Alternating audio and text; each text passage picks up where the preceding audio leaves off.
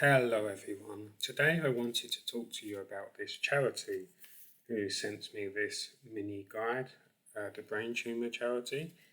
So I do have a friend who had a brain tumour, so I was partly thinking of him when I came across the details, probably via social media, one of these Facebook advertisements or an Instagram advertisement. So anyway, they said that I could send off rather for a free guide. I did. This arrived, the letter was dated the 10th of October. I suppose it arrived around 13th, 14th, depending on when the Sunday was as well. Mail do not normally deliver via Sunday, on a Sunday. Signed by Melanie Day, Head of Individual Giving and Philanthropy, and the email is donations@thebraintumourcharity.org. Going further for a cure. And so the letter reads, Dear Barry, thank you for requesting our Signs and Symptoms Guide. Thank you for requesting a copy of our Signs and Symptoms Guide, it repeats, which you'll find enclosed. This guide has been developed to help raise awareness of the common signs and symptoms of brain tumours so that more people can get the supports they need as soon as possible. Early diagnosis of a brain tumour could mean more treatment options and better support. By knowing what symptoms to look out for and sharing awareness of brain tumours, you're joining a community of change makers who are committed to moving further, faster towards a brighter future for everybody affected by a brain tumour diagnosis. Thank you. Need support? If you or a loved one has been affected by a brain tumour diagnosis, our support and information team is here to help. Whether you have questions, need practical advice, or just want someone to listen, you can reach them on 0808 800 0004 at support at, or for email at support@thebraintumourcharity.org or via live chat on our website at thebraintumourcharity.org/get-support. Thank you once again for standing with us to raise awareness of the signs and symptoms of brain tumours. With warmest wishes, there's Melanie's very cute, very compact signature. That's a very, very neat signature, unlike mine, which varies every time and is a bit jerky. And again, Melanie Day, Head of Individual Giving and Philanthropy. I presume, are registered charity, yes, because if your income is above a certain amount, you have to register, but you can voluntarily register, I believe, with the Charity Commission. But usually charities are registered. So we have their official number, their website. Okay, so that's the letter. I presume this is a year-round thing. I'm sure it was just a particular promotion. They were paying Facebook to advertise if it was on Facebook. But I'm sure you can request this booklet any time of year, more or less. So what do we have? Better safe than tumour. This card is designed to help you know and spot the signs and symptoms of brain tumours. So regular fatigue, headache, won't go seizures, and obviously do approach all of this cautiously. Never be complacent about health, but symptoms, there are so many overlapping symptoms and stuff. Speak to a doctor, share your concerns and so forth. So this is obviously just a guide, not a way to say, okay, I have the confidence now. I have this and this. I have a brain tumor. It's just to point you in the right direction. So maybe there's something you need to speak to the doctor about, and obviously, as they say, it is better safe than sorry. You do not want things to have worsened. Always, especially where brain tumours are concerned, you want to tackle something as quickly as possible, and then treatments can hopefully potentially be less painful and more effective. But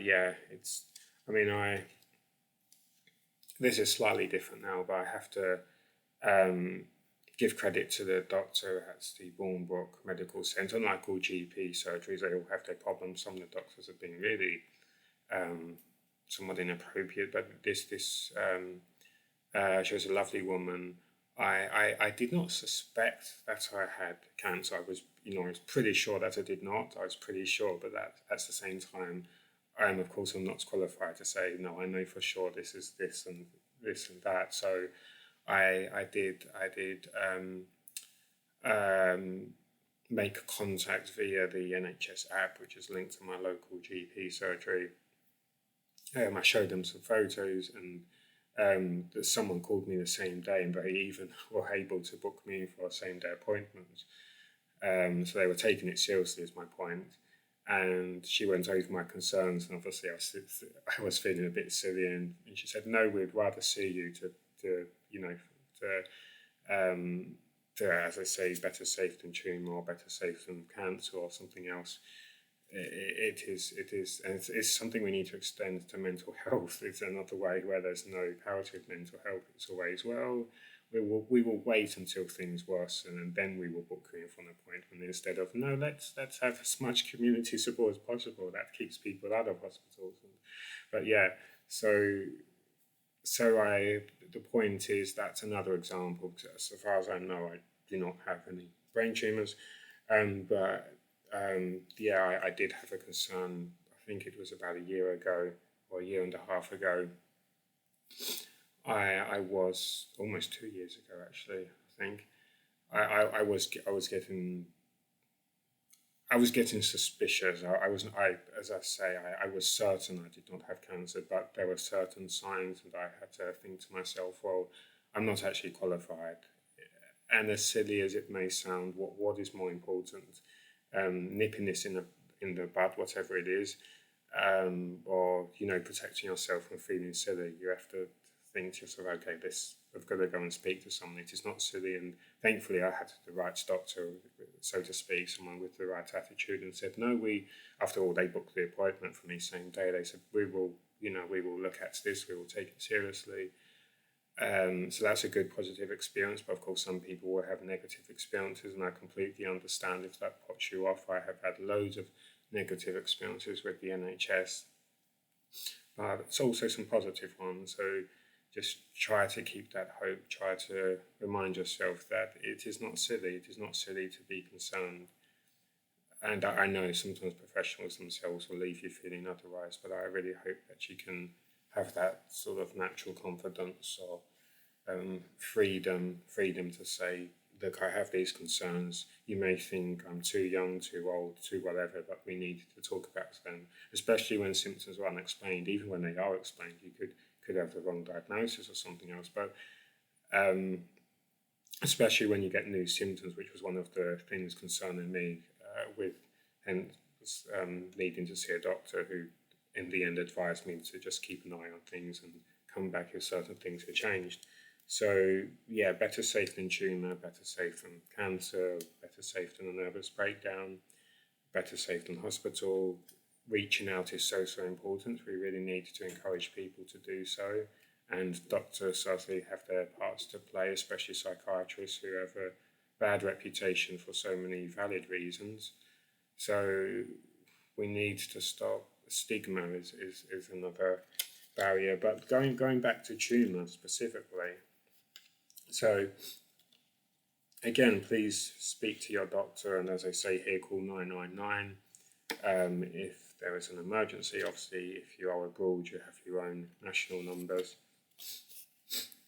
Showing symptoms. Anyone with symptoms that are unusual, persistent, or unexplained should be seen by a GP. If you are worried, make an appointment with your doctor. For a full list of symptoms associated with different age groups, please see the reverse of this leaflet. Please remember, anyone needing urgent medical help should be taken to the nearest emergency department or dial 999. And then we have 4 images here.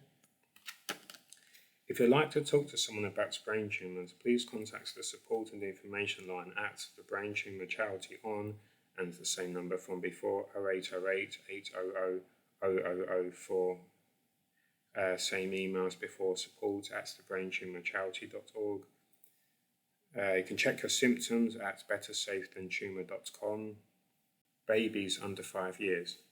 Persistent or recurrent vomiting, balance, coordination and or walking problems, abnormal eye movements or suspected loss of vision, behaviour change, particularly lethargy, fits or seizures, not with a fever, abnormal head positions such as a wry neck, head tilt or stiff neck, increasing head circumference, reduced consciousness, extreme thirst and peeing a lot, and delayed growth. It says 1 symptom, see GP. 2 symptoms, ask GP about an urgent referral. And particularly babies, obviously, it is even harder for them to communicate struggles. So it is obviously extremely important to be on the ball there. Again, not wanting to cause undue panic, but also better safe than sorry. So if you have concerns, definitely speak to a doctor or call the NHS line, or in an emergency, call the emergency line. Starred symptoms, see GP and optician, and where there's the arrow, go straight to A&E. Children 5 to 11 years, persistent or recurrent headache, balance coordination and or walking problems. Actually, I think these are precisely similar. Persistent, recurrent, vomiting, abnormal eye movements, blurred or double vision or loss of vision, behaviour change, fits or seizures not with a fever, abnormal head positions such as a wry neck, head tilt or stiff neck, reduced consciousness, extreme thirst and peeing a lot, and delayed growth. Very, very similar. And again, it tells you when to see a GP, when to see a GP about an urgent referral, optician and A&E, depending on how the symptoms are marked, whether with an asterisk or something else. Teens 12 to 18, persistent or recurrent vomiting, persistent or recurrent headache, balance, coordination and or walking problems, abnormal eye movements, blurred or double vision or loss of vision, behaviour change, fits or seizures not with a fever, abnormal head positions such as a wry neck, head tilt or stiff neck, reduced consciousness, extreme thirst and peeing a lot, and delayed or arrested puberty. And finally, adults 18 years plus, nausea or vomiting, persistent recurrent headache, balance problems, problems with vision, fatigue, fits or seizures not with a fever, memory problems, cognitive changes, speech difficulties, mobility problems, numbness or tingling, loss of taste or smell. So again, it is important to speak to a doctor, try not to jump to conclusions, but not ruling anything out, so as to not to be complacent and not, like I was saying before, I knew as much as I say I did not know, I knew that I didn't have cancer, but as I say, objectively speaking, I could not make a declaration. I was just extremely sure, so I had to. I was concerned about these symptoms that were coming on. So yeah, I tipped the doctor off and mentioned my concerns about blood cancer, and they took me seriously, which was great, and I hope that she gets the same care. So yeah, because talking about memory problems, fatigue. I struggled with insomnia, and that I really struggled last night. It was way past early morning when I finally fell asleep. So that has a knock-on effect, and so I can see the cause in this case. Again, things could be more complicated. Maybe a brain tumour can even cause insomnia in some cases. So obviously you have to. It is always important to speak to doctors and just know yourself so intimately. Know yourself as best as you can, but also know that you can make mistakes. Speak to a doctor. Speak to someone about your concerns. But yeah, I did mention the charity to my friend who had a brain tumour. He felt that at the moment it was not for him, which is obviously fine. So I just keep the number. I'll keep the number maybe in my phone book in case he ever changes his mind. The point is I'm not sure what supports they provide. Maybe just signposting to other charities or services or something. I'll encourage you to speak to a doctor, is perhaps what they do. But yeah, you can email them or you can call them. So that is something to consider. And I hope this has been helpful. Of course, I'm not a doctor, I'm not a therapist, I cannot dispense any medical advice, and so I will not do so. I just will encourage you to speak to a doctor, especially if you have a good relationship with a particular doctor, you feel that they are not quick to dismiss you, they believe you, or they're open-minded anyway. someone who takes your concerns seriously is so important. So yeah, hopefully you can have that person in your life, and do be careful with what you read online. It can be useful reading things online, but it can also be a tricky rabbit hole which is difficult to climb out of. So do be careful. But yeah, maybe look into this charity, the Brain Tumour Charity. Hide my address. There you go. The Brain Tumour Charity. Yeah. Okay, I will see you soon, and please take care.